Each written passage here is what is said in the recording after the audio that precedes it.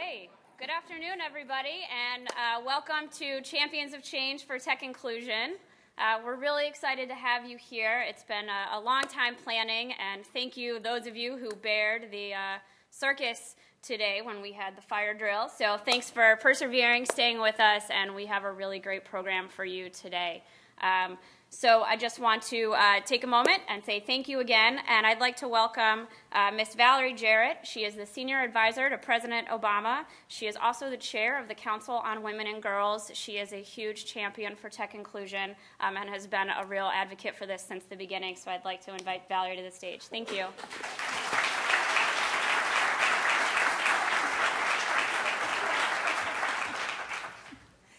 Well, thank you very much, Katie, for that kind introduction. Good afternoon. We are so excited to have you all here. Look at this room. It's the highlight of my day, seeing you all. I love Champions of Change, and I want to just say how pleased I am to be with you for a moment. I want to acknowledge our special guest, Baratunde Thurston, who I had a chance to meet. Where'd you go? Where are you? There you are. Shout out for you for moderating our panel. We appreciate that. And of course, congratulations to the champions who I also had a chance to just meet. You are literally rock stars, and we are so appreciative of what you're doing to transform technology. All of us care so deeply about making sure that our young people have the opportunity to dream big. And as I always say, young people start out with that twinkle in their eye and a dream in their hearts, and it's our job to make sure that they can reach that full potential. And that's what this afternoon is really all about. Whatever their background, our children, all of our children, deserve the chance to reach for the sky and pursue whatever they put their minds to and live up to their fullest potential, including working on STEM. I saw this potential firsthand back in April when we had a science fair here at the White House, and oh, let me tell you, what an experience that was. Did I feel not that bright by the end of seeing what all of these young people had invented? I visited 30 exhibits that day, and I spoke with students about their projects, and they were so excited to be in the White House, and I was so excited to see what they had invented. And it was everything from some young women who showed me a rocket that had launched a raw egg. I won't tell you what happened to the egg after they launched it, but it did actually work successfully. They had designed the rocket. It actually did not crack. There was also another young woman who helped to make a device that strengthens the eye muscle and improves vision. And so far, her testing demonstrated real evidentiary proof. And it wasn't even a complicated contraption, if you will. It was really very simple, but it worked. And she was about 13, I think. So let me tell you, a lot has changed since I was back in school. We weren't doing any of the kind of really cool stuff that those young people were doing. I also had an opportunity to meet, of course, parents and teachers, and we continue to lift them up as well, because those are the ones who are nurturing these young people. And I hope that as parents and teachers and mentors and role models, we will continue to do that. This is really all about our young people, and I'm just delighted to see so many young people here today. But it's also, importantly, about the future of our country. The President has said that getting boys and girls engaged and excited about STEM is so incredibly important to the future of our nation. It is a big part of what makes the United States globally competitive, and it always begins with the young people. Just yesterday, President Obama gave a speech in Tennessee at the Amazon facility, and he was talking all about how we can create jobs for the 21st century. How can we make sure that our young people grow up with the skills that they need to have that ability to have that globally competitive edge? And those jobs are going to be eventually filled by our young people, so let's make sure that they have the skills that they need for them. And as we know, the students of today are going to be the inventors. They're always the entrepreneurs. They're the business leaders of tomorrow. We'll all be working for them one day. So let's figure out what we can do to nurture them and lift them up. We know that students with STEM skills are going to be the driving force towards that competitive edge that we all want. They're going to be at the top of creativity and innovation and entrepreneurship. We also know that as a nation, our diversity is one of our greatest strengths. I spoke at a naturalization ceremony yesterday, and there were over 92 countries represented. Over 700 people.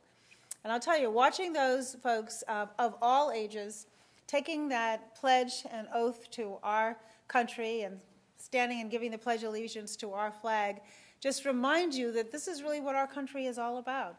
It's about diversity, it's about innovation, it's about strength and character and commitment and selflessness and dedication to our community.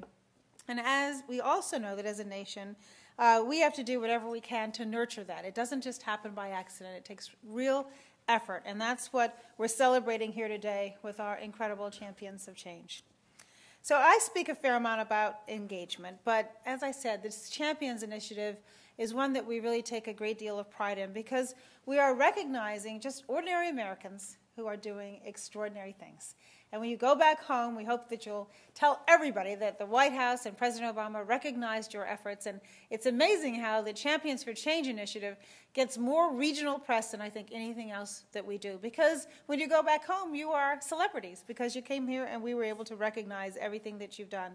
And so that's why the Tech Inclusion Champions of Change is what today is really all about. We have an amazing group of folks who are sparking imagination and captivating young minds all across our country, from teaching computer science to high school students to encouraging young women and urban teens, teaching them how to code. And I have no idea what that code means. One day someone's going to teach me how to code. I'll be looking forward to that, to writing children's books, to providing low-income students with programming classes. Our champions are doing phenomenal work for the youth of tomorrow. So I hope that you know that the President is so very proud of all of you and that he is right there alongside of you with your efforts to make sure that we are bringing STEM to underrepresented communities. So, for example, he launched a private-public initiative to move students to the top of the pack on math and science. And this effort is known as Educate to Innovate. And it's a campaign that has generated over $750 million towards STEM education efforts. And I spoke with Ursula Burns, who's the CEO of Xerox, yesterday, who said she really wants to redouble our efforts to making sure that we are getting young people, particularly young girls, interested in STEM. And she tells an amazing story about growing up poor and having absolutely no idea what it meant to be an engineer. She had an aptitude for science and math, and she landed an internship at Xerox, and now she's a CEO. And so we know that if we open up those doors and those gateways to people when they're very young, we can actually capture their imagination and provide them with the opportunity to reach their dreams. Another woman, Ellen Coleman, who is now CEO of DuPont, told me once that her dream as a child was to be an astronaut. She wanted to go in space, and that's what really drove her into engineering. And so she said, well, I never made it to space, but I am one of the few women CEOs in the country, which isn't bad either. So even if you fall a little short of that dream, you might end up doing all right. So we have committed to creating STEM education and mentorship opportunities for our young women. So another example would be our science-oriented agencies such as the EPA and the Department of Energy have STEM programs that are specifically targeting young women and girls. And we're training teachers to help prepare students across the country for the rigor of those STEM courses. But we can't do it alone, which is where all of you come in. So those of you who we are honoring today, those of you who are fans and supporters, and other folks who are committed to the innovation that stands firmly behind STEM, I just thank you on behalf of the President and our administration. You're terrific partners, and we are so proud of you all. So thank you very much. Congratulations.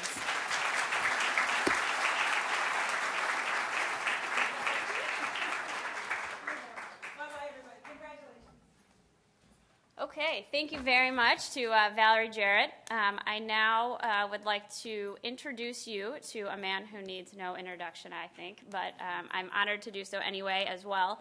Baratunde Thurston is going to be your MC and your moderator for today's event. Baratunde is the CEO, co-founder, and hashtagger-in-chief of Cultivated Wit. He wrote the New York Times bestseller, How to Be Black, and served for 5 years as director of digital for the satirical news outlet The Onion. When he's not delivering keynote talks at gatherings such as South by Southwest, Le Web, PDF, he writes a monthly column for Fast Company and contributes to the MIT Media Lab as a director's fellow. He's co-founded the Black political blog Jack and Jill Politics. He's advised the White House on a variety of digital activities, and he has more than 10 years of experience in stand-up comedy, so I have no doubt he will not leave us all smiling, laughing, learning, and loving today's event. So with that, I'd like to introduce Baratunde up to the stage.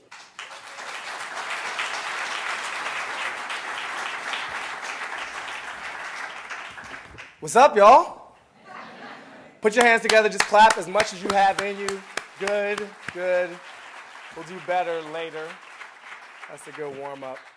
I am pretty obviously honored to be here, and I'm going to keep my remarks very brief. I wanted to clarify something that Valerie Jarrett said. She talked about this rocket experiment with a raw egg that was launched, and she didn't reveal what happened at the end of that. The truly innovative thing is that that egg turned into a full-grown living chicken and just flew off into the sunset. It was very, very powerful.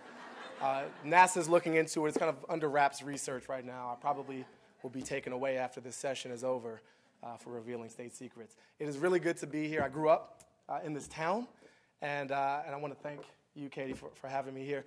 So I actually care about this issue on a pretty significant and serious level. It's a part of my own family history. My great-grandfather was born right across the river in Virginia, born into slavery, and taught himself to read. And that's like a revolutionary act, just the power to consume information. I still don't understand how someone does that, but you want to learn so much that you kind of dive into it and go for it. And he ended up moving to D.C. in 1896, almost 100 years before I was born here. He had 2 daughters, and one of those daughters was my maternal grandmother, Lorraine Martin. She was the first black employee at the U.S. Supreme Court building. She worked in clerical services. And my sister and I have an older sister. We didn't know this until 2005. Tragically, after our own mother died, we started going through her stuff, not in a criminal way, just so that you go through effects when someone moves on. And we found these newspaper clippings of our grandmother with Jimmy Carter and this newspaper article in the Afro-American celebrating the first Negro woman to work inside the Supreme Court building. And that's a weird family secret to keep. Right? Like, are we on the same page on that? Because normally it's something embarrassing. It's like, oh, we don't talk about Louisiana because Grandma has a warrant, for running moonshine back in the day. But in this case, it's like, be quiet. She's a civil rights hero. Don't tell anybody. That's awkward. My mother came along and pretty much rebelled outside the walls of the very institutions my grandmother worked at. She was always in the street protesting something. The revolution wasn't televised, but it was photographed heavily in black and white. With all kinds of head wraps and dashikis.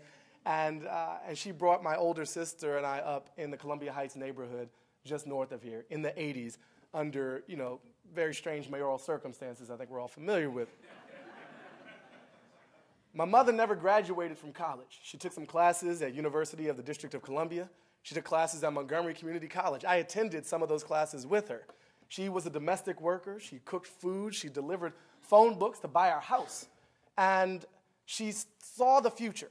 She somehow got a piece of it, and she started working in the office of the comptroller of the currency. She became a systems analyst and COBOL programmer with no degree, with no code academy, without these champions here.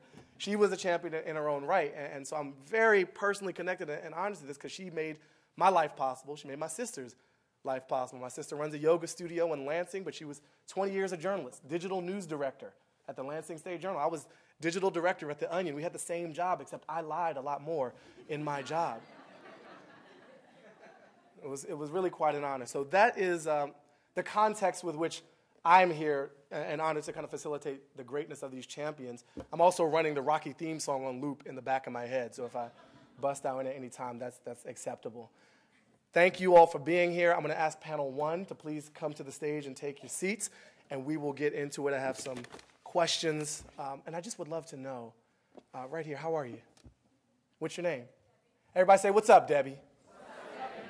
Thank you for being with us, Debbie. Can we get a round of applause as these guys take their seats? And I'm going to transition.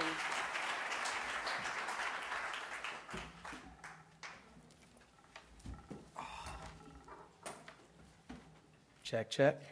Cool. So very, very briefly, just so you, I don't know if you can read the name tags from that distance, we have Rebecca Garcia at the far end. She is the co-founder of Coder Dojo in New York City. We have Ruth Farmer. She's the Director of Strategic Initiatives for the National Center for Women and IT. We have Jeff Epps, Director of IT at the Richmond County Schools in Hamlet, North Carolina. And by the way, we're all wearing these rings. Jeff's students made these with a 3D printer. So thanks for the free jewelry. If you look at my hand, my finger was too small. So oh, no. I'm sure they can ship you something. We're going to re-engineer it. Yes. Carlos Bueno, who's an engineer at Facebook, but is here primarily because of the children's book he wrote called Lorem Ipsum, which teaches computer programming and critical thinking skills. So I hope Congress takes up that book and applies it. Come on now. And we have Kimberly Bryant, the founder and executive director of Black Girls Code. There's no super formal intro, but the first question I have, we can just go down the line. When did you realize that technology was this catalyst, that it had some special power, and how did that lead you to doing the work that you do? Why technology? Why technology? So earlier I gave my story of how I got interested in technology, but really the quick 5-second story was we run free coding classes for youth in New York City, and this is going on across the globe with Coder Dojo. And we had a little girl, also named Rebecca, smaller than me, who was attending our courses for a couple of months, and she had never heard of computer science before. She had never had any experience with it, and she attended for a few months, learned HTML and CSS and some programming. Her parents came to us later that month, a couple months later, and said, she came to us and said, is this something I can do for a living? This 9-year-old girl, she later went on to develop her first Android application, and she's been a really big inspiration. To see the change in one child's life and to see that change ripple throughout the globe, I think is really important. Is that sparking the imagination and creativity that they can use coding and technology as an art. What was your aha moment, Ruth? Well, unlike most everyone else at this table, I am not a technical person. What? Where are the guards? I'm not an engineer, but I manufacture engineers. Whoa, what? Hold up. So I actually, for me, it was two things. One, in college, as an undergrad, I took Rhetoric of Women from Dr. Jean Ward at Lewis and Clark College, if you're watching. And that was the first time as a sophomore in college that I heard about all these women, like Sojourner Truth and Ida Wells. And I was like, how come I've never heard of these women? And now I'm 20 years old in college. This is ridiculous. So that hit me then. And then later, I took a job at the Girl Scouts, and I actually walked out of a big, high-paying job to work for half as much money at the Girl Scouts of Oregon. And Intel offered a grant, and it was to launch an engineering program for girls. And I just found that this missing piece of girls in technology and girls' voices in technology fit perfectly with my own personal feminist agenda. And it's the one place where we're not advancing, we're backsliding seriously. So that just struck for me, and it seems like the place I can have the biggest impact right now. Okay, thanks. Jeff? My aha moment came 30 years ago when I was 14. I keyed in my first computer program, which was a hangman program, and it didn't work. I realized that I didn't read the directions properly. I had to press enter after every line. So after I followed the directions, the program worked. And for me, it was a very powerful moment because I realized that computers were powerful, and it made me powerful. And I wasn't the most athletically inclined kid. I couldn't shoot a basketball. I couldn't hit the broadside of a barn with a ball. I couldn't throw a football. I wasn't very fast. But I was, it made me realize that I was smart. So whenever I look at young people, I see myself. I see a coder. And it's my mission now that every student that I meet and every student that we reach out to, that we introduce them to coding, because they might find out that they're pretty smart as well. Carlos? So I learned slowly, so my aha moment took about 10 years, start to finish. I saw from the inside 3 industries get dissolved and transformed by technology. We used to repair electronics, and then they became too cheap to repair. I did illustration until desktop publishing came along and killed that. And then I did desktop publishing until this little thing called the internet came along and killed that. And well, so whatever you do, we should stop doing that. Run away. He is a harbinger, man. It took me a long time to realize I couldn't just keep hopping sideways. I had to hop up a level because otherwise those things are just going to eat me. Yeah. You had to keep going. And why kids? That took another 10 years. So when I thought back and I realized that the first job I had, repairing electronics, I was 12 years old. I was working for my parents in their family business. And it's kind of remarkable that kids can do that if you don't tell them it's too hard, right? So we just need to not tell more kids that. Kimberly? Yes, so for me, I think what resonated with me this morning was hearing Valerie Jarrett talk about Ursula Burns and her journey to becoming the CEO of Xerox, and that's one of my personal heroes, but that was similar to my story. I graduated in an inner city high school, and I really had no clue what engineering was, or those people were not walking around in my neighborhood, but I had an aptitude for math and science, and I was kind of led down that path to becoming an engineer. So throughout my career of being in tech companies and consumer products companies in the engineering fashion, some 20 years after finding myself in the Bay Area and in the heart of Silicon Valley and working in the middle of lots of opportunity, but being able to look outside my back door from my biotech company and see Bayview Hunters Point and a neighborhood that's impoverished, it's a neighborhood that lacks, and a neighborhood with lots of black and brown kids that were like me 20 years ago.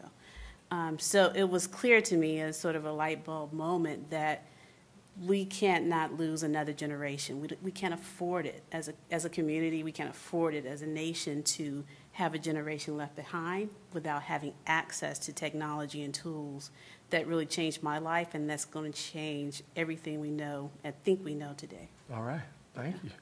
Just for those of you on the live stream as well, whitehouse.gov/live, hello. The hashtag is WHChamps, and we will try to check the feed and see if you guys have questions for this panel and the next one. That goes for the people in the room, too.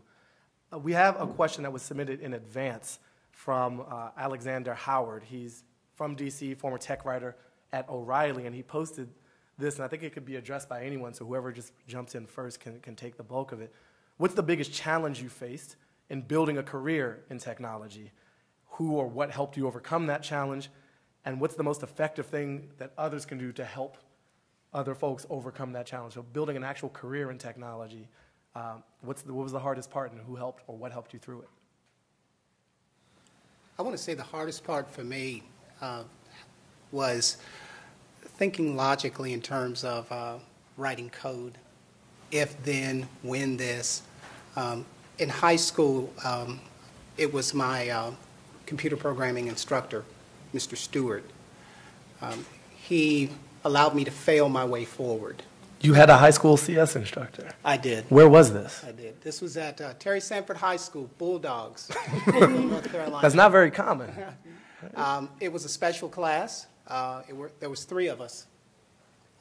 And my guidance counselor recommended me for the class because by the time I became a senior, I knew pretty much everything that they could teach at our high school. But Mr. Stewart would challenge us every day. We wrote programs for the front office. And interestingly enough, our toughest assignment was a program that the people in the front office could take names and addresses of students, type a letter, and then have the computer address that letter to all the students. Wait, what? That's crazy. What? You could send messages? And we now know that to be a mail merge. Yeah. It's a mail merge system, and we wrote one in high school. And that was a pretty amazing feat when this company called Microsoft came out with it. And we were, a couple of high school buddies said to me, we did that first. Did you sue? Yeah, we tried. It didn't work out. But for me, that's what it was. Yeah. He allowed us to fail our way forward. Mm. And what I learned from that is Mr. Stewart drew a line in the sand between mediocrity and greatness, made us step over to greatness, and dared us to go back. One thing he said that, though I am not a technical person, is he recommended him. And I think that's one of the key things we need to work on is who's being pushed and who's being recommended. It costs you nothing to tell a kid they're good at something, to just write on their paper, great job, you're good at this, you should think about this as a career. Mm-hmm. It doesn't cost anything. It's really, really easy to do. And just making that choice to push kids or make that comment is really, really important.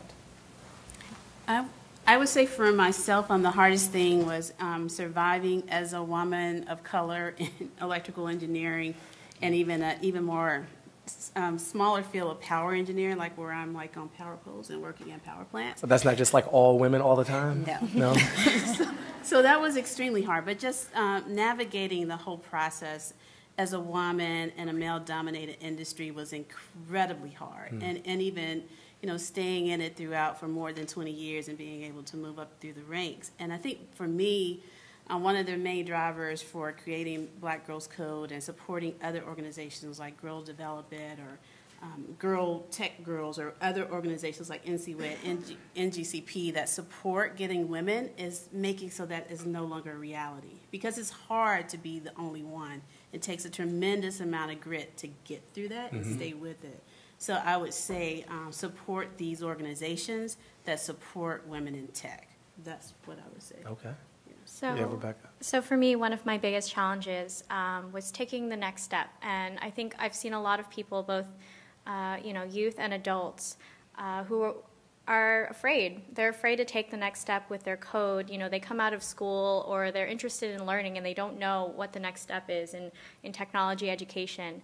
And for me, I took that really big step. I knew that I wanted to work at a nonprofit and I wanted to do technology. And I decided at the time that I wanted to leave school to do it part-time and work full-time at a nonprofit. So I left to go work at Do Something, where I learned that you could combine, social change and technology together. And, now I see a lot of these kids struggling with the same thing. Is my code good enough? And, there's, life is version control, right? Life is version control. You're constantly Money becoming... quote. Oh, no, somebody's going to tweet that. That's good. It's good. No, but life is version control because you're constantly trying to become the next better version of yourself. And how are you going to do that if you're not failing forward? You talked about challenges within the code for some of these students. We got a question from tech_woman, which I think it gets to the difficult side of a lot of the work that many of you do. For communities with challenges including gang activities, youth acquiring weapons, drug dealing, prostitution even, how can youth improve their quality of life for themselves and their peers through the use of technology? Can they? Is it even an apt question? Expose them as early as possible. With regard to gangs, you have to take away their customers, and they're hanging around our schoolyards. If we can entice our students and make it very appealing for them to enter these tech programs, and when I say appealing, we can't just say, do you want to be an engineer? Hey, do you think maybe you'd want to design a ring or a bracelet or something like that? Take them into a lab. Show them how it happens. Show them how you go from concept to digital to physical. That's going to take maybe half an hour. I guarantee you then you'll get them hooked. And once we can start getting them into these programs and off of the streets and where they're not targets for gang activity, you'll start to see an increase in engineers and software designers or even manufacturers, and less gang activity out there in our schools. Early exposure is the key. I think there's, there's a tremendous growth right now in online programs and online opportunities. You can go to the code.org website and it'll direct you to all kinds of different ways that you can begin learning this. Not that code is everything in technology, just want to say that. It's a lot more things than just coding. But also that I find that simply telling kids what the monetary rewards are when you get out of college is pretty darn attractive. Yeah. So the recruiting for first-year interns at some of these companies is comparable to athletic recruiting, and they're paying upwards of $30 an hour for interns in Silicon Valley. So it's pretty attractive to a group of students in 8th, 9th, 10th grade when you say, okay, you want to make $30 an hour, this is the path you need to take. I think one of the big things is also, finding role models and mentors, because that is what changed it for me, was finding other people who were like me, who were interested, and also other youth who were interested. So similar programs like the ones we run, serve to have those role models and mentors available, but also, so many people don't realize that they can be that. This is sort of like a call out to all of the big tech companies out there. It doesn't mean you have to be a teacher, but you could be an important part in somebody's life, and inspiring them to see that there are other job opportunities out there. Carlos, what inspired you to write this book? Well, there's kind of two things. One is that computer science itself is really young, and that means it's very messy. We actually don't know what we're doing, and we don't know what's easy, we don't know what's hard. So we need some way to force us to explain it in a more simple way. And that's just a natural thing, because it's a young field. The other one is that kids are a lot smarter than we generally give them credit for. And we need to push these ideas out into the mainstream. That means put it into fiction, put it into playground games, really make it a part of popular culture. So I tried to use one problem to solve another. Kids are really rough on the ego when you're trying to explain something, and it turns out you don't actually understand it. So basically, but that's do your good, homework. right? It's how you make yourself fail, so you actually do it better. We got a particular question for you, Kimberly, from Sharif Jackson, who asks, what strategies have you developed at Black Girls Code to deal with potential pushback as you expand to different cities? And I think the more general version for all of you is, how do you scale this up? You're working in a particular school, you've got one book, you're in New York City with Coder Dojo, you're with NCIWT. So let's start with your specifics of regional expansion, but I want everybody to weigh in on how does this affect more? So for Black Girls Code, I'm not sure about the question in terms of where the pushback is. We haven't had pushback from the community that we serve. Well, you probably wouldn't if that was the community that you serve. So I don't know really how to answer that. So there's more demand, I think, for programs like ours. We are the only program that really does focus on specifically girls of color, and we have probably 50, 60 cities on our waiting list for a BGC chapter. And so we've taken an approach to just expand by creating local, independent, tied to our corporate headquarters chapters in different cities with a core group of supporters, community organization partners, corporate partners, K through 12 partners, as well as university partners to kind of incubate our programs. That's what we're doing in Detroit with Wayne State. That's what we're doing in cities like the Bay Area and cities such as Atlanta, where we've worked with Georgia Tech and Spelman, et cetera. So really tapping into community resources and making it a community effort and a community movement. I think that is what has mostly fueled our growth as an organization. And what about some of the rest of you? How do you move the big needle from your local position?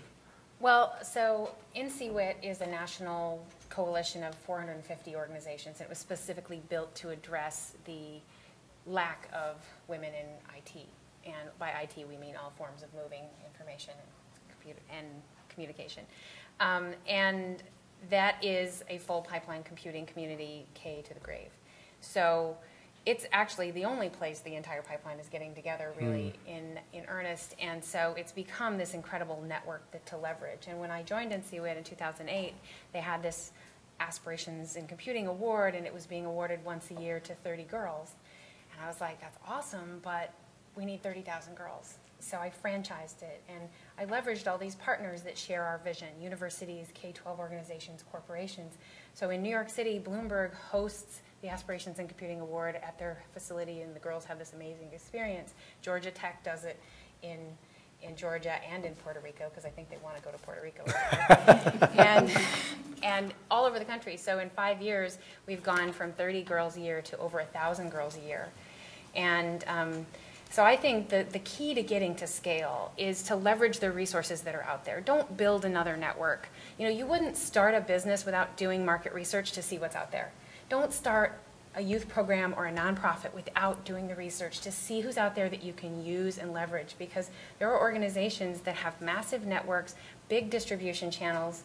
If you've got a product to sell, you're going to sell it at Target. You're not going to start a set of retail stores. So let's think about how we can leverage what's already out there and put the content you want into the network instead of creating a new network. Yeah. Coder Dojo is really lucky that we're global, and I'm very lucky to be a part of the New York City chapter. But I'm not part of the New York City chapter alone. And what's really great is that we get to harness this global network of sharing problems with each other. And new chapters that want to start up reach out and say like, well, do I need to like raise money? Do I need to find a space? And for us, it's in-kind donations, it's space, it's leveraging what's already there, like you mentioned.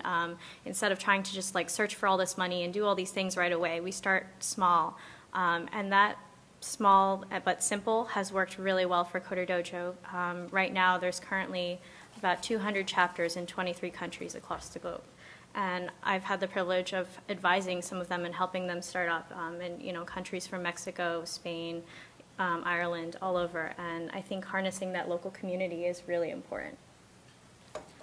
I think there's one thing that might block scaling ideas. Just the usual stuff of getting people to hear about your project or getting people to run it.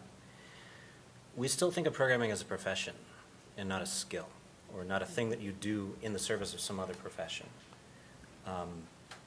There's very few professional statisticians in the world, but there are millions of professionals who use statistics to win in whatever it is they're doing. And programming is that way. I don't think there should be 100 times as many professional programmers. There should be 100 times as many professionals who program, and that's it's a kind of an inversion of the concept that we haven't really gotten to yet. And that can keep people from thinking, well, I don't want a job in Silicon Valley, or I don't want to do that all day. Well, you don't do that all day. You do that to win in whatever else you care about. Yeah. In all of your work, what surprised you the most? It could be a positive, unexpected thing, could be a negative, unexpected thing, but you've entered this, you've got your own professional background, you had your own life lessons, you launched out in many cases to start a thing or to join a thing. What did you not foresee that seemed significant to you? How quickly the students learn to swim. And what I mean by swim... I thought we were talking about programming. We're talking about okay. So you're just throwing kids in the pool? Just throwing them into the pool. And when I talk about the pool, I'm talking about the technology pool. I'm talking about computer programming. I'm talking about 3D printing, 3D scanning, video game design. When you bring a group of students into a computer lab and you basically say, here, give this a try, kick the tires on it, tell me what you think. And then you come back 30 minutes later and you say, how'd you do that? Where'd that come from? How did you make that? Or a week later they come back and they show you something extraordinary that they've created. Whereas basically we've thrown them into that pool and they've learned to tread water, and eventually they learn to swim.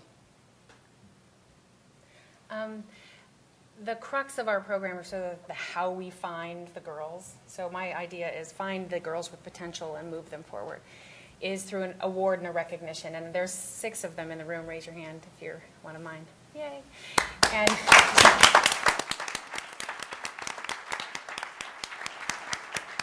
they're actually my best ambassadors. But the one thing that struck me the most was how incredibly impactful being recognized was on them. Mm-hmm. And we ask a survey at the end. It's 5 questions, or sort of leading open-ended questions. Because of this, I am more. Because of this, I am less. 76% of girls use the words, because of this award, I am less afraid, embarrassed, or ashamed of being in technology.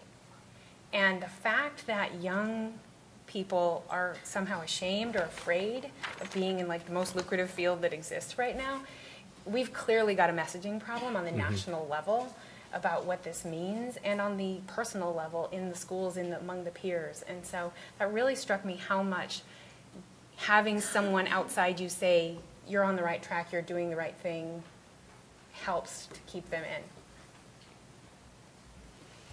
I would just add real quickly, one thing that's been a pleasant surprise is the power of parents in the work that we're doing. We just kind of stumbled on parent engagement in our programs because we would have a class on a Saturday and parents would not leave. They would sit around and they would hover and we would lobby them and corral them, but they would not leave. So like we got to do something productive with these parents if they're going to stay. That's like the opposite situation. Absolutely. They don't leave. And then the parents wanted to learn how to code, and then we started to teach them. And so they built video games. And we had full parent tracks of how to engage your student and how to support your child once they leave Black Girls Code. And that's been one of the most positive and most impactful additions to our program, is really tapping into that parental support and giving them the tools they need to support their child. Yeah. I think one of the biggest, pleasant surprises has been, like what you were saying earlier, is seeing how the kids can take this and run with it and see it, change the perspective that it's just an analytical, mathematical sort of thing. We were really surprised. We took our curriculum, which was how to make, pick something that interests you, make a web page. It was hard for them to pick their own interests. But when we said, hey, we're going to make choose your own adventure stories, the kids went nuts with it. They were like, I'm going to make my storyboard do this, do that, and they loved it. And seeing how passionate they could become about things like that was just, it blew my mind and made you realize that it is a creative sort of art. Yeah. I wanted to, there's another question which addresses where you're delivering some of these students to on the other side. It's from Christina Lewis Halpern from New York, an advocate of a lot of these things. Can change happen simply if more minority youth and girls learn to code? Or do corporations, incubators, accelerators, university engineering, and business programs need to change as well? She suggests the answer is obviously yes. So if you think it's yes, what concrete steps do tech organizations take now to recruit more of the people you're manufacturing? Well, yes, absolutely yes. And it's not just the universities that need to change, it's the corporations. The leak is biggest in the workforce. Women quit at twice the rate men do. So if we could just retain the women we already got into technology, we'd save 600,000 right there. Do you know what is causing the fall off? If we knew the answer to that, we would have solved it. But there's a lot of different factors that come into play: cultural, financial, the economy, lots of things going on. But we actually have spent the last 9 years doing original research and finding the research to not only fix the pedagogy in the classroom, fix it in the at the college level, create strategies, test things. We've got 250 universities that are out there testing things, and then they bring it back to the group and they share. And the same with our corporate members. Our corporate members are trying things and changing things, looking at employee evaluation processes. How do you write about a woman versus how do you write about a man on an employee evaluation? So you're talking to America right now. We're talking to America. And what are a few, you have all this original research. Give me 1 to 3 things the people listening can do. Okay, 1 to 3 things you can do. 1, understand what stereotype threat is and pay attention to it in not only the way you interact for yourself, but the way you interact with other people. Try to be blind in your assessment processes. They've shown if you take the name and the gender off of a resume or an audition, that more women and more minorities are chosen and succeed. So think about those processes. Are they truly fair? And I really would love to see more technology professionals collaborating with universities and collaborating with schools in ways that are appropriate. So you can't just walk out of Google and go teach a class, just the same as I can't walk into Google and be an engineer. So I think everybody has the perfect skill set for what they're doing, and if we can work together to collaborate, I think that's going to take us a long way. Do you want to quickly explain stereotype threat? So stereotype threat is holding yourself back because of you don't want to fulfill the stereotype about you. So not taking a math class because you've been told girls aren't good at math. And they've actually proven that they took a group of Stanford male engineers and said, we're going to have you take this math test, but they had a group of Asian male engineers over here, and they're like, we're just going to see if it's true that Asians are better at math. And because they said that, because they set up that stereotype, that actually caused those white male engineering graduate students who should have no problem with their math confidence to do poorer on the test. And so thinking about things like, are you asking someone their race before they are asked to do a task? And then are you not asking for an assignment because you don't want to prove that women really can't do this? Yeah. So that's kind of the crux of it, and we have a lot of resources on it if you're interested in reading more. Anybody else want to jump in with? Yeah, I have to add to this question. So I agree with Christina, and the answer is yes and yes. And I believe that being in technology, we work in an industry, be that biotech, nanotech, whatever tech has it, it's abundance there. There's so many resources. So it makes no sense that we're in a place such as the Bay Area, not to nab on the Bay Area, where Talking to you, San Francisco. There are all these resources in our backyard, and we look outside in Bayview Hunters Point, and we have neighborhoods where the attrition rate for students of color is over 60, 70%. That shouldn't happen. That shouldn't happen. There are resources there. Tech companies have resources. They have people. They have equipment. They have access, like Google, to go in and lay fiber in neighborhoods that don't have it. So it's a simple question when you have companies that are big as a nation in terms of their valuation, that they don't put money back into organizations to feed the pipeline. If you want a pipeline, then you have to grow it. And I'm not talking about starting in high school or college. I'm talking about first grade.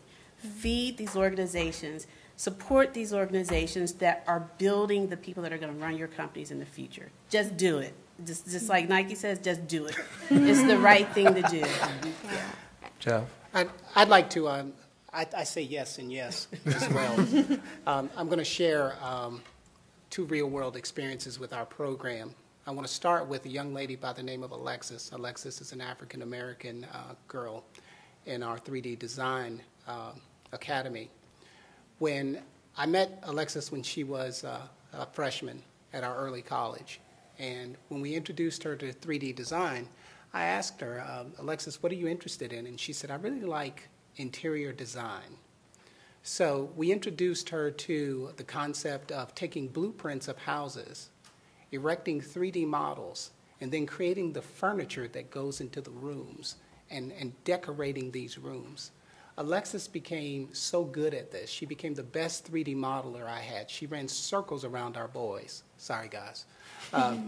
But we then approached a local realtor that builds custom homes as well and said, we have a young lady that'll take any blueprint you have, create a 3D model of the house, furnish it, and publish it to the internet so that all of your customers can visit your website and walk through that house as if it were already built. Alexis ended up taking, as a result, she ended up taking a computer science, computer programming course, Visual C, in high school. And I'm proud to say, and Alexis, if you're watching, Alexis is now going to the University of East Carolina University in North Carolina as a computer science major. So we're really excited about that. You go, girl. Last but not least, talking to the corporations now. So if you're in the room or if you're watching, make the investment in our schools. Public schools, all schools, our budgets are dwindling. We cannot afford to pay software assurance licenses and upgrade licenses for software. We're trying to buy books, okay? And I'm going to call out Geomagic, 3D Systems Geomagic. They are partnering with our program. They sent us copies of their software at no cost to us. We exposed our students to it. They're learning 3D scanning, 3D printing, and 3D design with their software. They're also, as a matter of fact, tomorrow I have to fly out of here tonight because first thing in the morning, they're sending an engineer out to work with our students to show them how to use the software better. Make the investment in our schools. It's intellectual property. We're not asking you to send cash. Cash is good, but if you can't send cash, send the software and maybe send some support out there to show our students how to use it. That investment has a huge return over and over. Thank you, all panel one. I'm going to ask you guys to take your name tags and exit the stage behind me. Panel two, you can bring your name tags and replace these humans with your humanness. Audience, if we could just clap while we swap bodies. Just big, yeah, it's like a talk show. This is great. This is great. We have runners and no water. That was tremendous. And, oh, that was your wife. Cool. Oh, Deborah. And everybody on the stream, hey, we're at the White House. We're all thinking it, right? We're at the White House, y'all. That's crazy. Excellent. All right, I'll do again a quick pass on identifying who's on stage, and we'll jump into our first question. Far into the stage, we have Seth Rachelson, a teacher at Lake Brantley High School, been named Teacher of the Year a lot of times. His programming students do very, very well. We have to his right, Cheryl Soignier, Associate Professor, Fort Valley State University, Department of Mathematics and Computer Science. To her right, we have Dina Pirot, Founder and Executive Director of iUrban Teen Program in Vancouver, Washington. To her right, we have Mr. Kevin Mitchell, the lead volunteer at Script Ed. And to his right, we have Teresa Freet, an organizer with Developers for Good. And to my left, just to switch up the directions, we have Catherine Finney, founder and managing director of Digital Undivided. So I will toss to the far end with a similar opening question. You've had a lot of time to think about it. Your tech aha moment, how that led in some ways to what you're doing now. And by the way, what are you doing now? Well, my aha moment was getting invited to the White House. I look at that sign and I really can't believe I'm here. And I'd just like to, really thanks for inviting me and giving me a reason to wear my suit. I've worn it twice, and I'm just very happy to wear it right now. Congratulations, man. Thank you. You look good in the suit. Do I? You should come to the White House more. I tied it once. The lady at the store tied it, and I'm still wearing it. He's teaching our future, guys. He's teaching the future. With me, it's the most exciting class to teach in high school is AP Computer Science. And there's so many resources, and it's changing so much that it's infectious, my excitement. And it just happened. Yeah. Like a virus. All right. Cheryl? So I've been in computer science for almost 30 years now. Have a background in computer science in terms of a bachelor's and a master's, and trying to complete a PhD in computer science, although I have a doctorate in education right now. I worked in corporate for almost 15 years and felt like I reached a glass ceiling, and I reinvented myself and became a K-12 high school math teacher. And I decided this is not it. So I transitioned into higher... Do you want to expand on that? What exactly happened in high school? And so I transitioned to higher education. She does not want to expand on that. But we've all been in high school, so we can imagine. And so I transitioned into higher ed, and I started to teach computer science at Fort Valley State University 5 years ago. And my advisor at Auburn University at that time, Warren Gilbert, he suggested that I start an ACM organization, and ACM stands for Association of Computing Machinery. And I did as he advised me. And from that, I started to get involved with NSF BPC grants through Warren Gilbert, such as ARTSE, A4s, Art Stars, in an effort to increase the number of women and minorities in computing. And consequently, I had the opportunity at Fort Valley State University to meet 3 young students. One student by the name of Kelvin Bivens, who is from a rural town in South Georgia, Quitman, Georgia, which happens to be my hometown, and I didn't even know it. And he had never flown on an airplane before. And so my first conference that I took my students to was an arts conference at Microsoft in Redmond, Washington, at their main campus. And from there, I started to grow the student chapter FVSU ACM, and we started to do outreach with the local middle school and the high school. And I started teaching my students how to conduct research at the undergraduate level. And from there, they began to do summer internships, REUs at different institutions. And my last year, which was my 5th year, well, really the year before last, one of my students received the REU at Carnegie Mellon University. What's an REU? Research experiences for undergraduates, where they go to an institution, research one school, and do research with a professor there. And so when my student got the REU experience at Carnegie Mellon University, that was really my aha moment. Here we're at this HBCU, small HBCU, Fort Valley State University, in a rural community, and I had the opportunity to mentor this undergraduate student in computer science, and they go from a HBCU to Carnegie Mellon University. That was huge. In my world, that was huge. Yeah. And now that student is a PhD student in HCI, Human Computer Interaction, at Clemson University. And so from there, I've had several other students to work at NSA. Oh, great. Now, and I have students, who are working, like I said, working on their PhDs, and I have students who are working for GE Leadership Program. So those types of experiences have been my aha moment. Thank you. Danielle.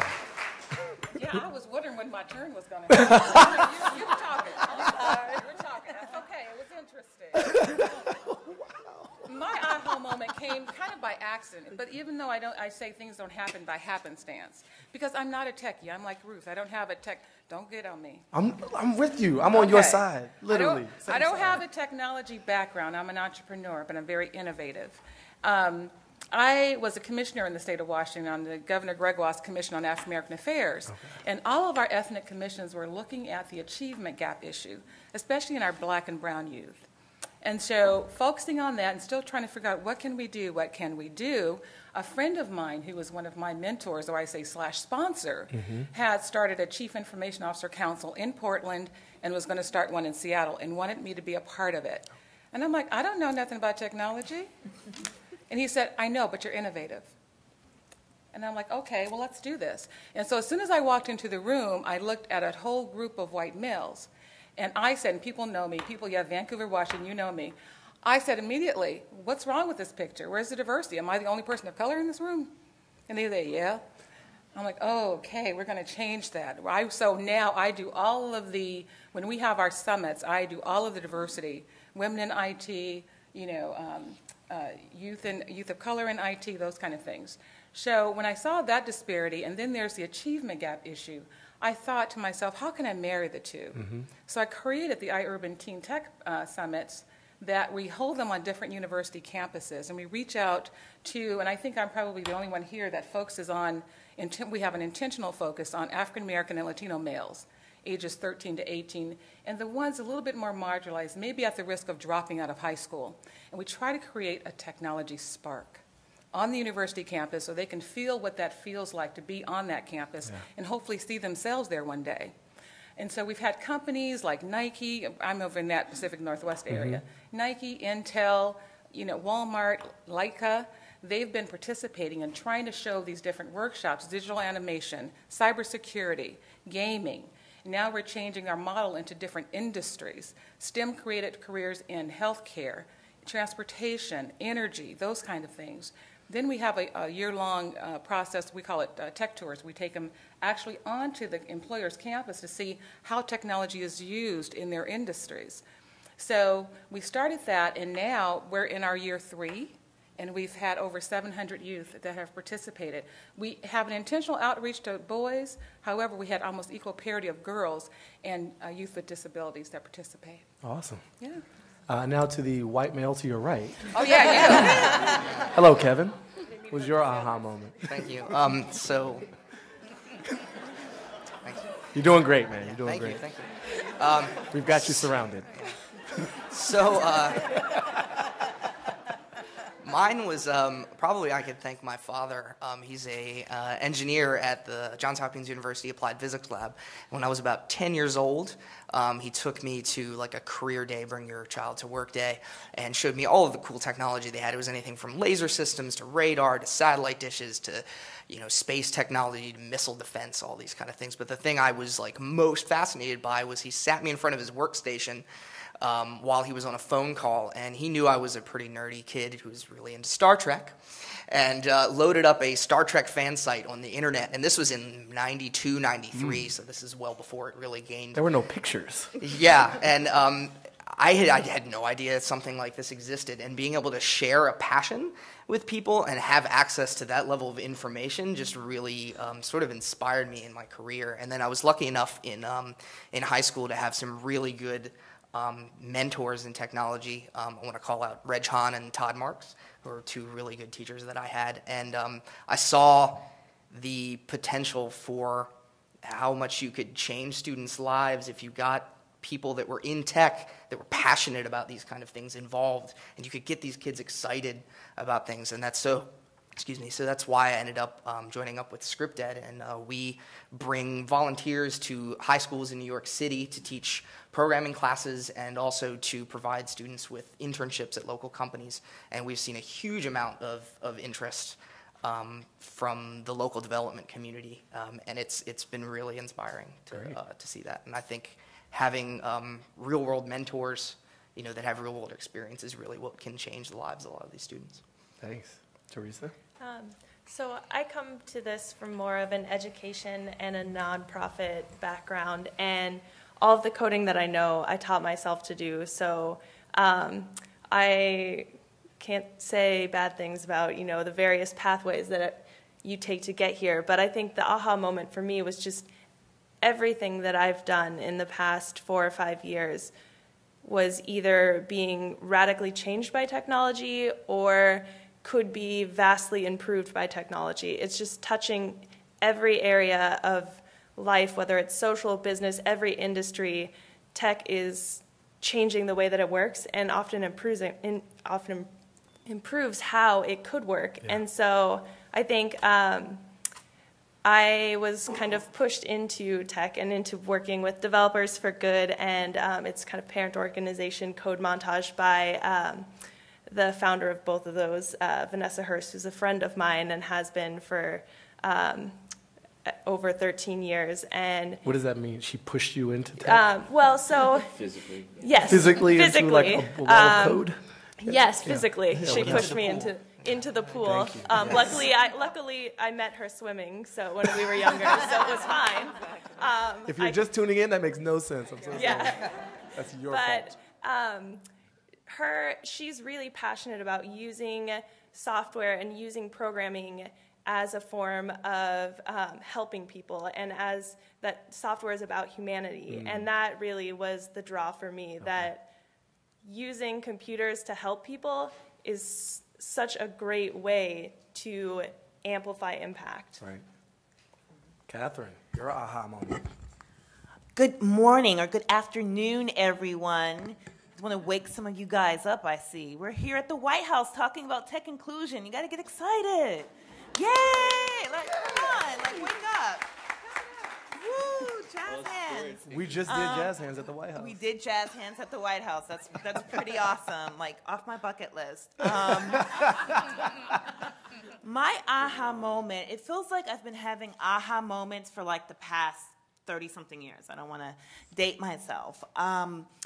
My father was a high school dropout brewery worker who happened to find himself at a local program, a local organization called OIC. And for those of you out there who know OIC, it's a sort of an opportunity center, had locations around the country. This was the early 80s. It was well funded by the Reagan administration. And it was there to sort of help displaced factory workers. And my father found himself in this data entry class that just happened to be taught by some person from IBM who found himself in the middle of the hood of Milwaukee, and this was really the hood. This wasn't the cute outskirts, it was the hood. who took an hour out of his time to teach people data entry. And my father, who was forward thinking, even though he was a brewery worker, even though he didn't graduate from high school, he found a connection to this. And the guy who was teaching the course was like, hey, maybe you should come and stop by, IBM. We're looking for interns. Now, mind you, he had 2 kids, was working part-time unpacking boxes from a truck. He had a wife. That's important to know as a wife. He had a wife. And yet he took an unpaid internship at IBM. That unpaid internship led to a data entry job at Digital Equipment. Again, I'm kind of dating my family a little bit. Which then led to a position as a senior software engineer at Microsoft. And then when he passed, he was a senior engineer at EMC. And that path had a huge impact on me because I saw just that opportunity, someone taking an hour out of their time to go deep in the hood and just teach a class. He had no idea what he was sparking. And my dad's success then led to success of not only my immediate family, but other people as well. So fast forward 20 years, I had started a blog, was one of the first female style bloggers, if you can tell by my sparkly shirt here, and found a way to turn that into business. And I thought, well, you know what? I want to develop products. So I entered one of the first incubators. And in this incubator, I faced really stiff challenges that had nothing to do with my intellect, my idea, nothing to do with my background. It was all based upon my gender and my color. And I thought, wow, if someone like me, Ivy League educated with this pedigree and who has all these skills and connections is facing this challenge, what happens to everyone else? And through the help of an organization that I work with and I advise called BlogHer, and I don't know if you guys know BlogHer, but represents 45 million women, I was really encouraged to start sort of a conference. It's like, I know there's more people out there like me. There has to be more. And so we founded Digital Undivided and Focus 100, which is our signature conference, happening October 4th through October 6th this year. I hope to see you all there, including you, Baratunde. Wow, yes, okay. And so we started this. We didn't know what we were going to get. We didn't know if anyone was going to fund us. We had no idea. And what happened was, with this conference, we sparked this whole community. We went to every organization. We shook every tree, finding any Black woman who founded, thought about founded, was thinking about finding a tech company. We actually have many of our Focus Fellows here right now. I see some of you over here, one's back there, who is at Focus 100. And as a result, we created our own network. We created our own ecosystem. And what was interesting about this is, as in the process of creating our own ecosystem, we got other people to come in. One of our major founders is Andreessen Horowitz. I don't know if you guys know Andreessen Horowitz, but Andreessen Horowitz funds almost everybody who's making money or who sold themselves. So from Facebook to Instagram, Major capital company. Major VC firm who's a major supporter of us, also Kapor. But we also built partnerships with a lot of businesses. So Amex and Microsoft and Dell and all of these other companies, Ogilvy, have come on and really worked with us in what we're doing. And so, like I said, I've been having aha moments. I'm having one right now. It's super cool with the White House thing in the background. And I'm so excited to be here. And hopefully you will all approach me afterwards so that we can talk about how we can get you involved in digital, in an orderly fashion with Digital Undivided. Thank you, Catherine. I wanted to give this panel a chance. If there's anything you heard in the first session that you felt like, I've got to jump in here. America's not going to be complete without my answer to that question. I forgot what they were. Okay, that's it. You weren't paying attention. Thanks. The teacher, again. He's just trying to keep his tie on. I get it, man. It's hard out there. It's hard out there.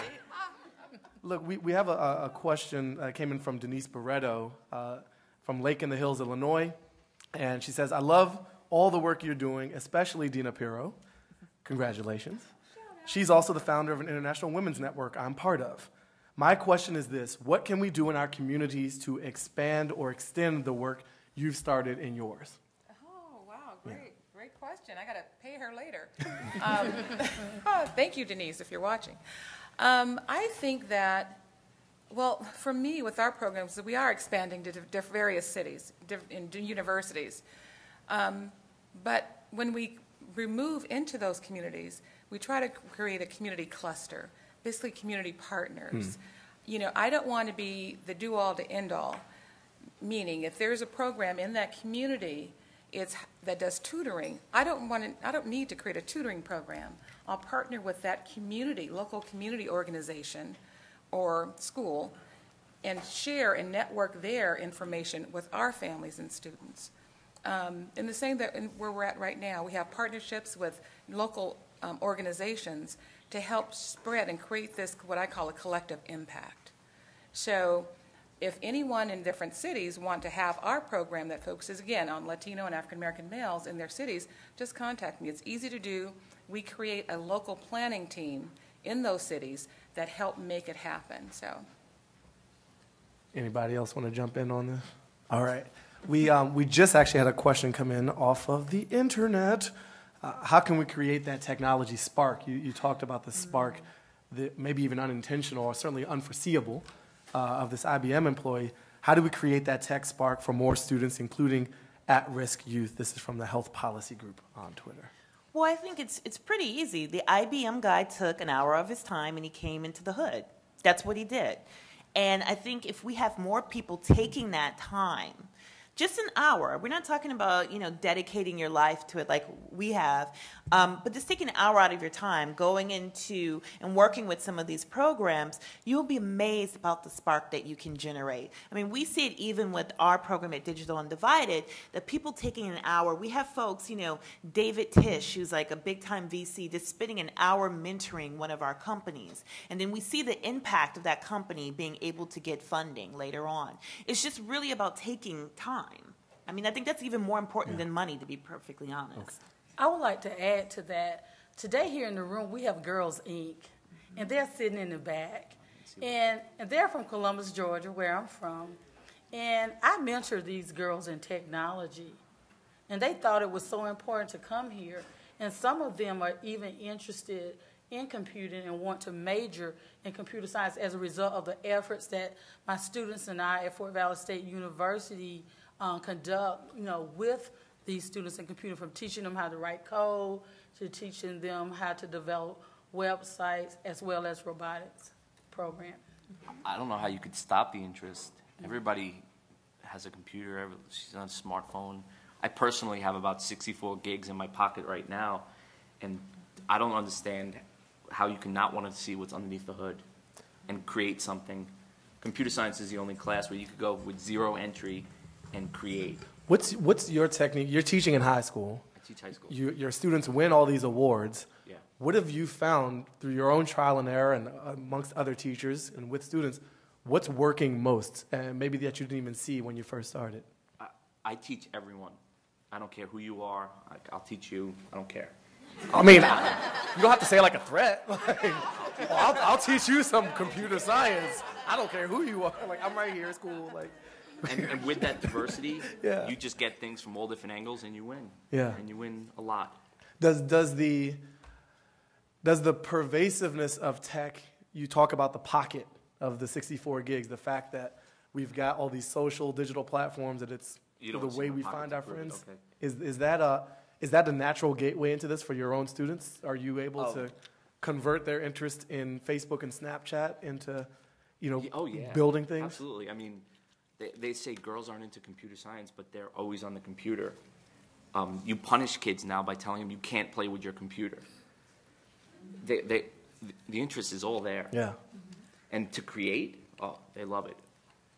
I think it's about leveraging that. I mean, it's easy to say, like, of course everybody wants to be on a computer, but you have to be able to say, this computer, this is what it's doing, this is the outcome of it. Of course, every student who has a smartphone, or everyone who doesn't, wants a smartphone, and they want to do all of the incredible things on their phones, and they want to be able to use whatever app everyone else is using.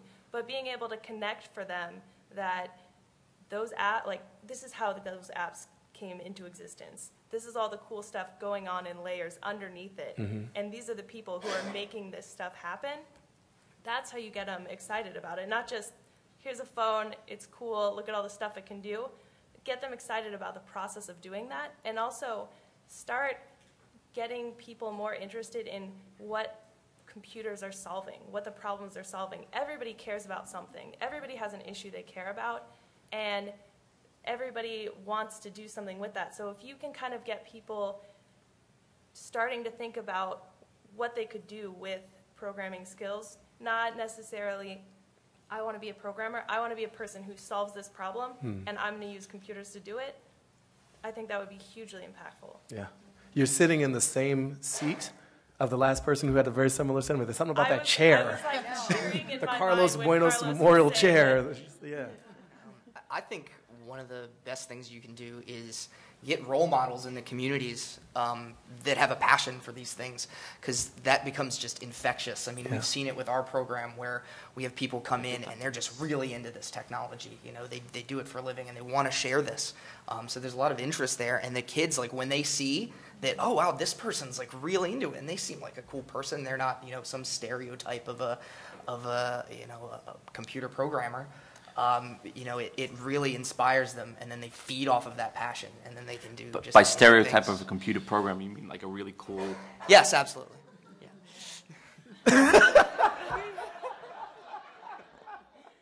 I also think that we have to be...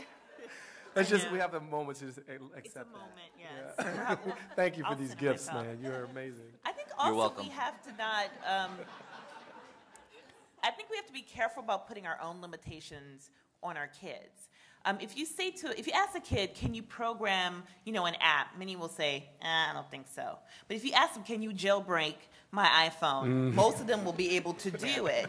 And so, you know, we're keeping it 100. Because they believe in data liberation. Data liberation, exactly. So we have to make sure that what we're talking about and how we're engaging our kids is sort of where they're at.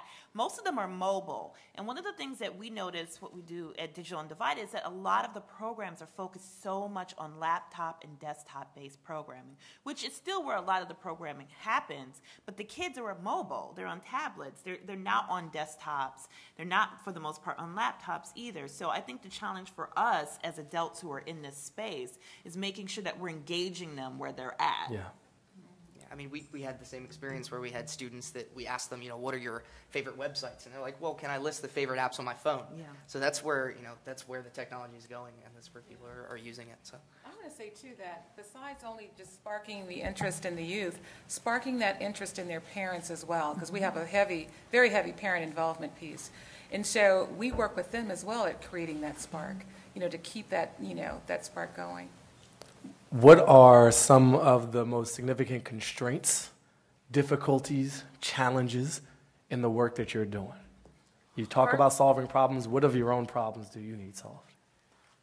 A big challenge for me working at a small HBCU is funding and having access to capital to be able to do the things that I really, really want to do. So a lot of the times when I do things with my students in terms of outreach or in-reach, I look externally for funding. So that's my biggest challenge. Yes, I don't have any roadblocks. You can't stop me. Again, you're talking in these threatening terms, man. Like, I just feel like it's this ominous tone to You can only just hope to contain me. It's Magneto over here.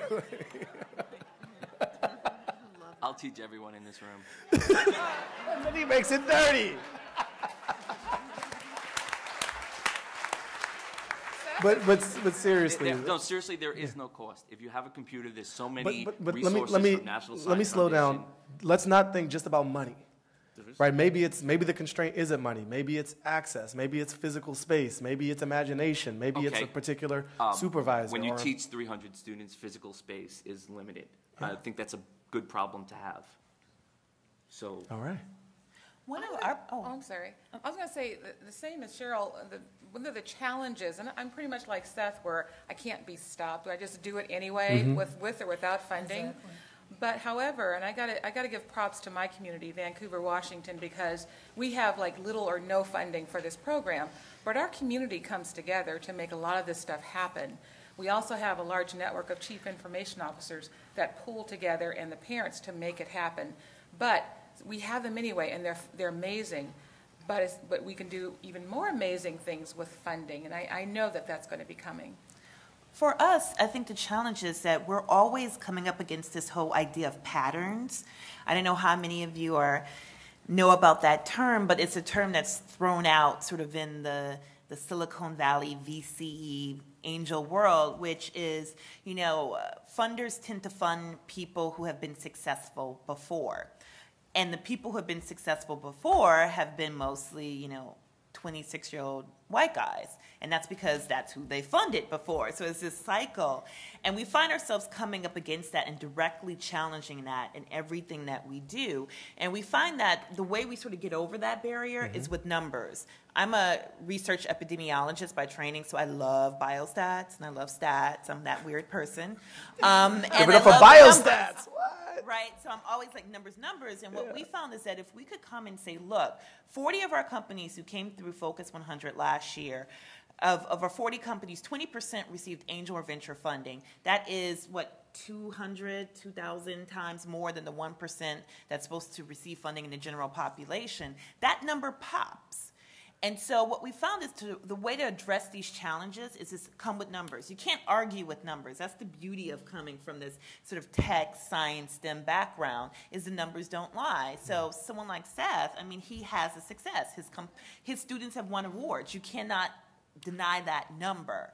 And that's what we found to be really effective in sort of directly challenging some of those challenges.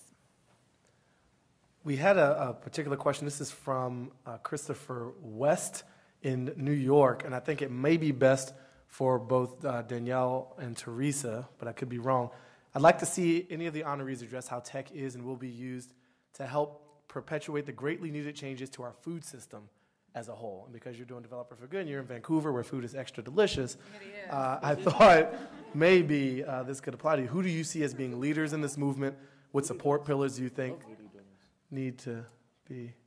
Everything all right? Voodoo Donuts. We're talking about Voodoo Donuts. I'm sorry. I should never have mentioned food. They marry people there. Okay. Well, they so, Teresa. Yes. This is actually something that I am incredibly passionate about. Yeah? Both Voodoo Donuts, which are delicious, but perhaps not good for you. Maybe. But I do a lot of work with different organizations that are trying to improve the food system or trying to improve food access and education and school education around food. And I think on the ground level, technology, in the same way that it is in any other field, just the ability to reach more people, the ability to manage your data better, the ability to use whatever data you're collecting and use it in a way that's helping you figure out what kind of strategy you should have. All of that is really helpful, but at the same time, there's incredible things going on. Our agricultural system is really broken, and I was reading recently, I think in an area in Macedonia, their farmers are now getting SMS messages that tell them when certain types of pesticides or when certain types of bugs are coming, so they maybe don't have to use blanket pesticides. They can prepare on a smaller scale. So I think that we're at this interesting point in both food and tech and in every industry where people are coming up with incredible methods for solving the problems that we have. Text messaging is a very cheap but interestingly effective way to solve different problems and to disperse information and just the problems that because people care about, so many people care about different aspects of the food industry, and the more that they understand technology and the more that they understand how they can use it to solve the problems that they care about, that's what's going to change both the food industry or any other industry really, that we're coming up with all of these problems that we're facing that are kind of looming at us as we move forward. Cool. We have a question from the room earlier I didn't get to with the last panel, but what role should men, and especially male leaders of tech companies, play in expanding STEM education and including women and underrepresented minorities? Men or women? Well, since I'm a man, I can speak to that. So I think... Don't mess it up for us, all right? Yeah, I'll do my best. one thing they can do is encourage your employees to get involved in the community.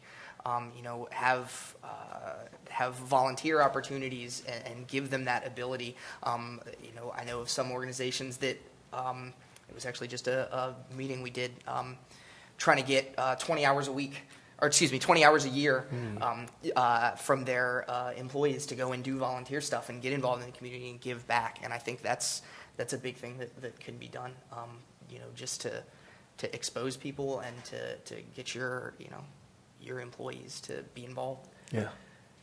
I want to comment on that too, because I really do a heavy lift on trying to find, especially African American and Latino males, professionals, to come and be mentors and volunteers at our events, because it's very important to me that our young males see these men. In fact, when we have Intel usually comes out, their engineers, their African American Employee Network, usually comes out and does little mini tech fairs. And when the guys come in the room and they're looking preppy, they're looking sharp, they got the iPad things going on, I automatically look at my men and the little boys in the room, and I see them looking at them, almost fearful in a way, But then after a while, they start warming up and getting closer to them, and wanting to be like them. So when I see that happening, I'm like, this is the perfect outreach I'd like to have. Yeah. Seth? I know he's going to say something, that's why. Surprise me. I've actually been trained by NC WIT over 4 or 5 years on how to be more accommodating to females in computer science. And while I was a good teacher, they taught me tricks and how I was unintentionally reinforcing stereotypes. So that's Ruthie Farmer with NC WIT and the Cahoons. So here's, again, since we have... It was a conscious effort to change, though. Since we have such attention focus right now, especially for people not in the room, can you go a little deeper and give us some examples of things that you were doing unintentionally, or things that you added to your techniques to be better at your job? I actually did a lot of things wrong. I'll tell you somebody else's what they did wrong. They thought it was the greatest. They thought it was the greatest thing to have like a 6-foot statue of like Mario Brothers made out of discs and stuff. And I'm like, he's just telling me how great it was, and I just said, well, take it down. So in my room, I have art, I have plants, I have fish. I want a girl to come in my room and identify with what's going on. The thing that I did was the school was the Knights, and they said paint a shield of what your club is about. Yeah. And I painted the Iron Sheik with Java tattoos on its arm, and it was really, really funny, but I'm not really sure how many girls are going to look up and identify with the Iron Sheik. So, yeah, I've done a lot of things wrong. Yeah. That was the other guy, though. Anybody else want to weigh in on? Why is everyone looking at me? Well, you're towards the glasses. The glasses are just amazing. They're mesmerizing.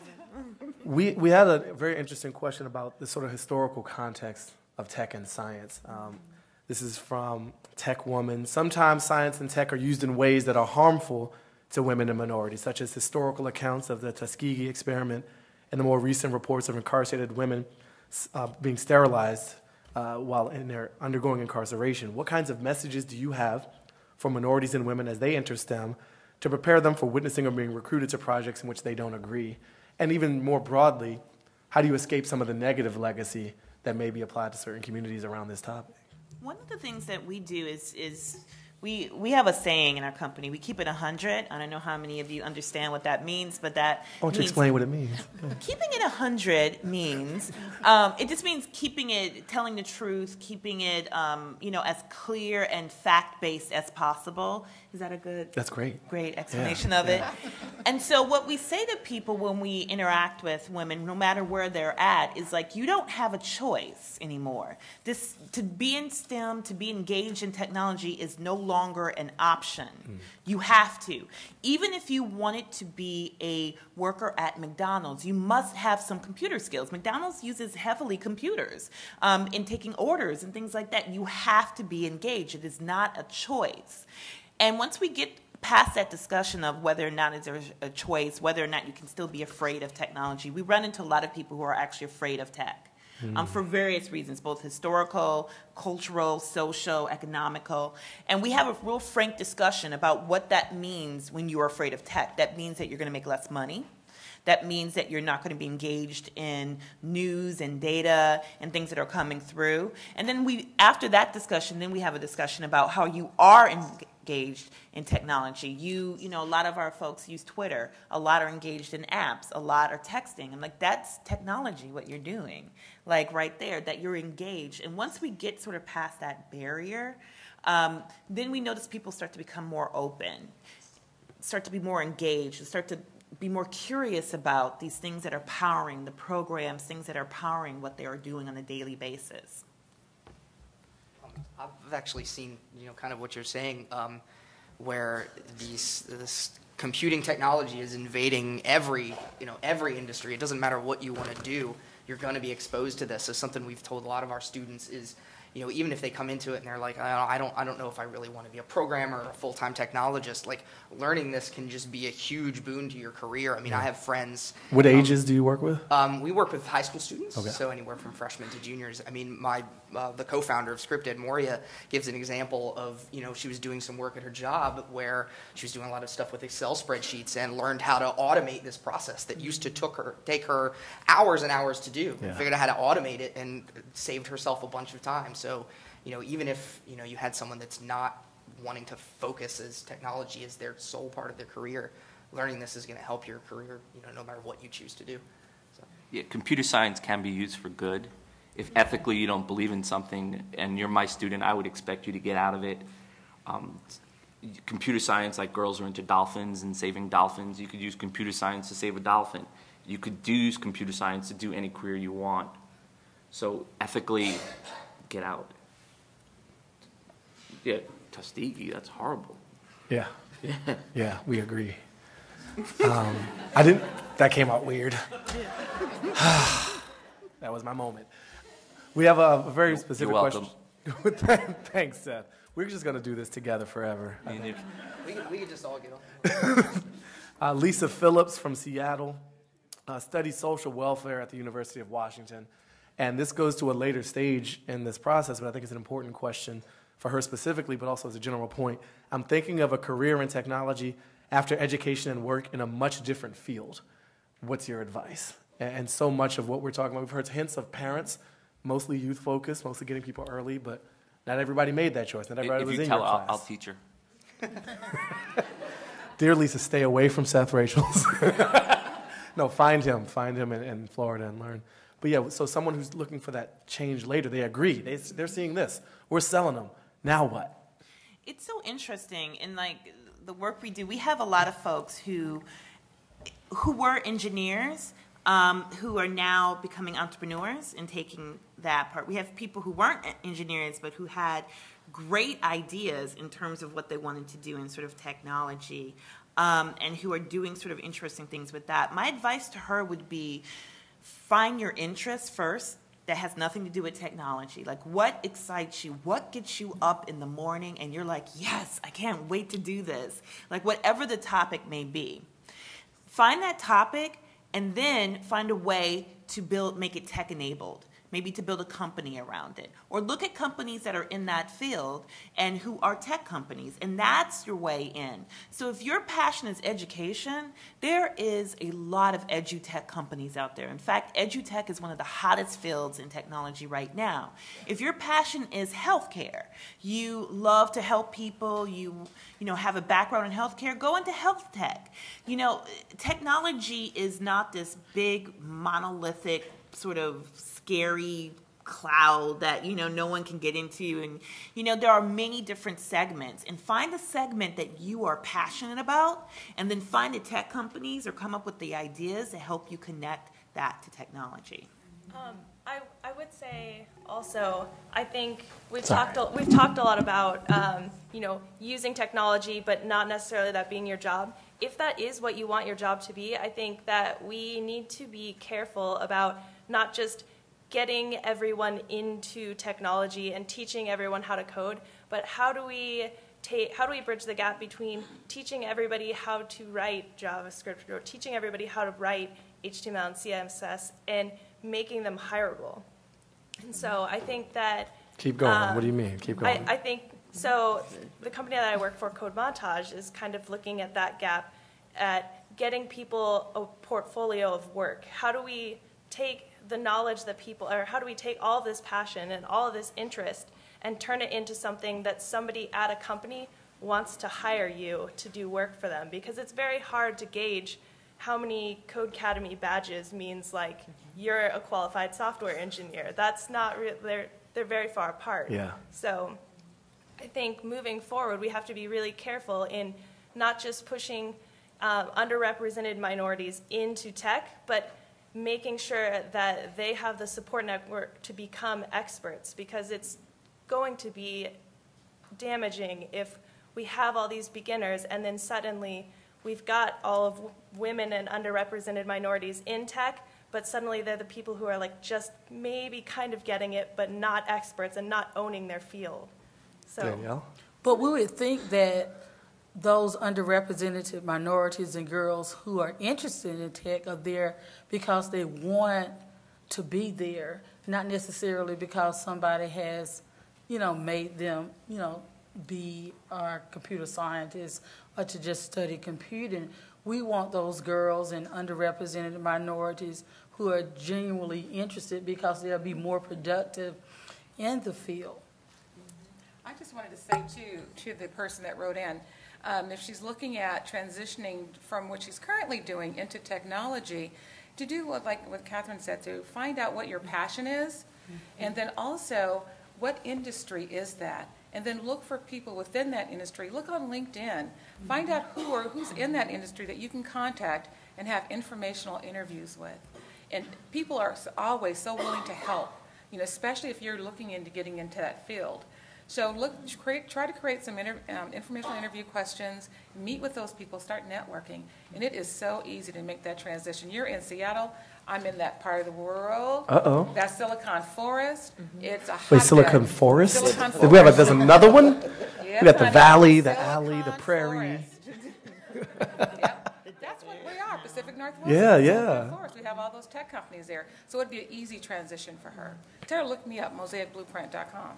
All right. I did a little plug there. I'll write it back after we're done here.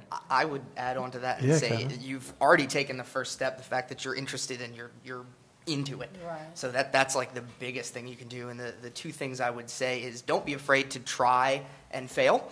Allow yourself, challenge yourself, and you may not get, if you're trying to write some program, you may not get it right the first time, but you're going to learn a lot. You might go down a lot of avenues that are dead ends, but you're going to learn so much from doing that. And two is to take advantage of the resources that are out there. I mean, we're very lucky to live at a time where there's so much information out available on the internet. And it's something we tell our students all the time. If you don't know how to do something, you know who does? Google does. So just learn to use the resources that are there and take full advantage of them, because it's just a huge wealth of information that's out there to help you with this. I would love you guys to help to paint a picture a little bit. Go beyond what you're doing right now. Go beyond any limitations. I know you have none, but some do. And think out 20 to 50 years. You'll be fine. You'll be fine. But just project out a little bit what is different about the world that you're operating in, about the world that we're operating in, because of the types of work you're doing. I'm not saying be arrogant enough to say you're going to change the whole planet, but if this movement is successful, you're a champion of change, you're represented here by these folks, and what is different 20 or more years out? Give us a flavor of that world. Yeah. Well, I think in about 4 years, we should have about 10,000 computer science teachers in 10,000 schools. That's what we're hoping for. And right now, the access isn't there, and it will be. I also think, well, one, we are going to change the world. I know we're not supposed to be arrogant. No, you can be confident. You can be confident, right? But I think if we look 20 to 50 years from now and we look at sort of the demographical changes that are happening, I think one of the things that's going to happen is being a developer is going to be like being a brewery worker. It's going to be the new sort of blue collar. And I also think that skills are going to triumph pedigree. It's not going to be so important where you went to school. It's not going to be as important that you went to Stanford or MIT or Harvard or Yale or what have you. But it's going to be more important what skills you actually have. Can you do the work? Can you code? Whether you are 13 or 35 or 55, like how well of a coder are you? And I think those are the changes that we're going to start to see. I've actually already started to see that. I mean, I have colleagues that went to school for English degrees and then just found a passion for developing. Some of the best developers I've worked with, some of the other developers I've worked with don't have anything other than a high school education, but they use the resources that were available to them, and now they have jobs, making really good money. I think it's really hard to predict where we're going to be in 50 years because the technology moves so fast, and you're seeing these exponential returns, on things, and that's what makes it so exciting. So anyone that wants to get involved in this, it's sort of like the new Wild West. It's the frontier, and it's just hard to predict what's going to happen. I would say that for me, that there wouldn't be a program like mine in existence because we wouldn't need it. That it would be. I know. Look, I'm talking myself out of a business. But no, really, for me, there wouldn't have to be these kind of programs. It would be, society would be so inclusive and it would be so equitable that we wouldn't need these kind of programs. Anybody else? I'm just hoping in the next 10 to 50 years the Mets will win the World Series. And the Jets might win something. Because I haven't been alive for a Super Bowl victory. Yeah. Because one of my goals is to increase the number of girls and minorities in computing, I would like to see in the next 5 to 10 years more girls and minorities in computing. Go ahead, Teresa. Yeah, I'll close up quickly, I guess. Speak for everyone. I think I completely agree that, in the next 50 years we won't need to champion tech inclusion because we won't even, the term tech inclusion will be kind of outdated, and everybody will know how, it won't be a question of teaching people to code, it'll be a question of how is everybody using their individual coding and their individual tech skills that they know, because we do teach everyone how to do it and because everybody already has these skills. And so we're not solving that problem, we're solving all the other problems using those skills. That was perfect. Can you please give it up for panel 2, please? Seth Rachelson. Oh, what? Sorry. Sure. I gotta just do a shout out to my friend Blake, who has not been taking my picture. Get your iPhone out and take a picture. Is there a situation right now in the White House? Yeah. I feel like I am within my powers to say, could y'all handle that after? Sorry. Seriously, thank you all so much for joining us. You can feel free to leave the stage now, and I'm going to introduce our closer. We have closing remarks in 30 seconds as I move from here to over there.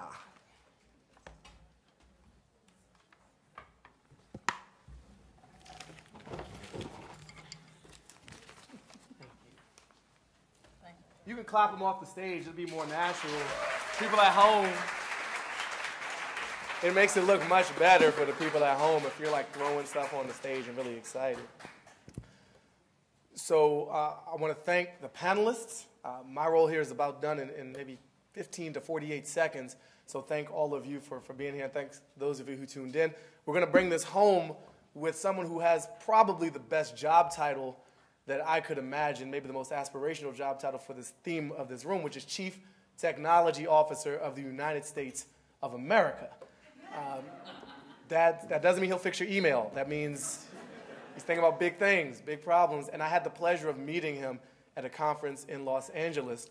A lot of the people I've known who have transitioned from the private sector into government have often found some frustration, shall we say, at the pace or lack of pace of change. And I asked him, expecting him to pile on that same gripe, what's the most, have you found it very difficult to get things done in your position? You're in the executive branch, you got to deal with Congress and all kinds of stuff.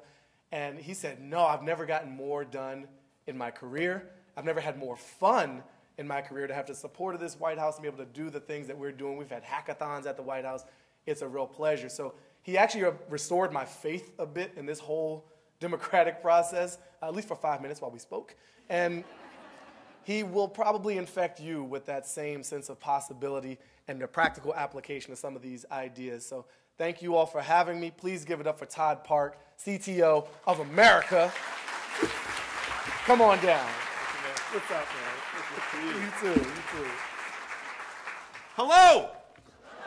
How has today been? Fantastic. Well, thank you so much, Baratunde, for that very kind introduction, for being such a fabulous MC. And congratulations once again to all of our champions and to everyone here in the room who has contributed to the awesomeness that's spreading across the country. in terms of connecting more and more kids, more and more folks to tech skills and opportunity.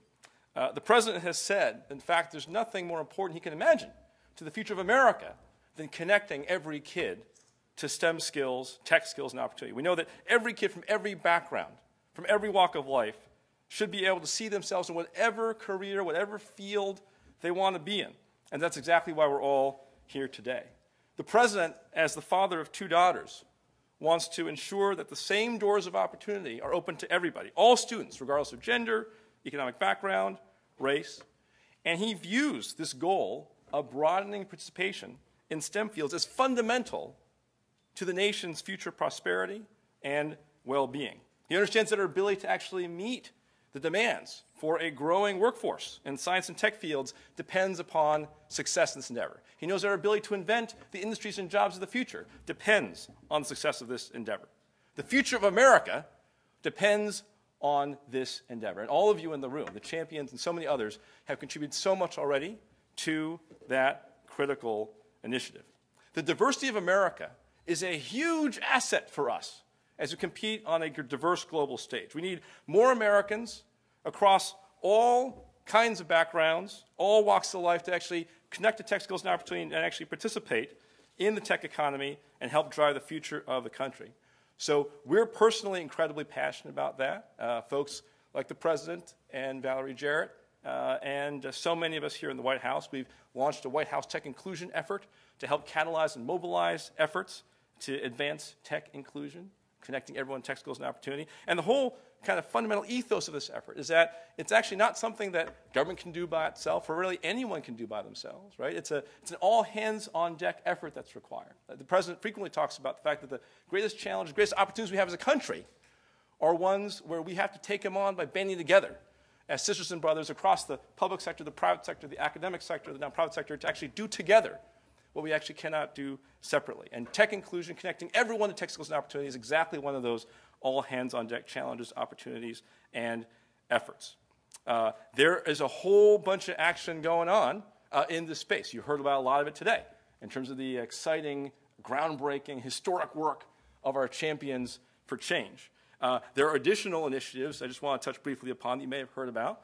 One example is I had the great pleasure with others here at the White House of hosting 5 past winners and current finalists for the Google Science Fair. Let me tell you what, these 5 young women, ages 13 through 16, were astonishing. Astonishing. They've done more in their first 13 to 16 years than I've done in my entire life. One, the elder stateswoman of the crew, was 16, has already invented a neural network-powered test for breast cancer that has like a 99% plus accuracy rate, which is just astonishing, and she's just getting started. Just imagine if we had millions of young women like this, right? It would be a different country, right? It'll be a different country when we actually get that to happen. Another example is just this spring, the president announced ConnectEd, which is, who's here heard about ConnectEd? Okay, fantastic. For the rest of you, this is very exciting news for you, right? So what's happening is that there's an initiative the president launched that will, within 5 years, connect 99% of American students K through 12 to high-speed broadband, minimum 100 megabits per second, and a target speed of a gigabit, right? Along with state-of-the-art wireless within each of the schools. It will also actually invest in training up teachers in online teaching and learning skills, and also is challenging the private sector to develop tablets, to develop content, to develop software that can really turbocharge learning, personalize it, and catapult us into a whole new era of educational achievement. Super, super exciting. Another example is US 2020, an initiative that was actually born out of a workshop held at the White House last year. And this has a really mind-bogglingly awesome goal, which is by 2020 to deploy 1 million new STEM mentors in American schools. I think all of us can remember a moment where someone loved us enough and cared about us enough to actually help point us to something that got us engaged in what we're actually now doing. And there's a whole bunch of evidence that injecting more mentoring into schools will create more moments of inspiration that will actually catapult a whole new generation of kids into science and tech careers. So the way this is working is it's a nonprofit, And what's happening is that companies are joining US 2020, tech companies, and saying, I commit as a CEO of this company to have 20% of my tech workforce spend 20 hours a year by 2020 mentoring in high schools and middle schools across the country with a particular focus on schools that have been hard hit and kids that really, really need the outreach the most. So these are just a few examples, and this tapestry of initiatives, like the ones I just talked about, like the ones you've heard about today, comprise, to me, an emerging ecosystem of awesomeness, an ecosystem of effort to connect everyone to tech skills and opportunity, and it's just incredibly exciting to see how it's going and growing. So I hope today has been super inspiring for you. I hope you've learned a few things. I hope you met new people. I hope you plotted new initiatives to launch. I can't thank you enough, the champions and other folks in the audience like Ryan Seashore or folks actually watching online like Mitch Kapoor and Frida Klein Kapoor. I can't thank you enough for everything that you have already done. And I thank you even more for everything that you are about to do, Because while we're off to a great start, right, let's make the future happen along the lines of what our panel actually articulated, right? Let's actually make tech inclusion a basically redundant phrase because we will have actually built an inclusive tech ecosystem that not only creates equal opportunity for everybody, but that creates a much brighter, more prosperous future for the United States of America. So thank you so much for everything you're doing. May the force be with you as you do it. God bless you, and God bless America. Rock on.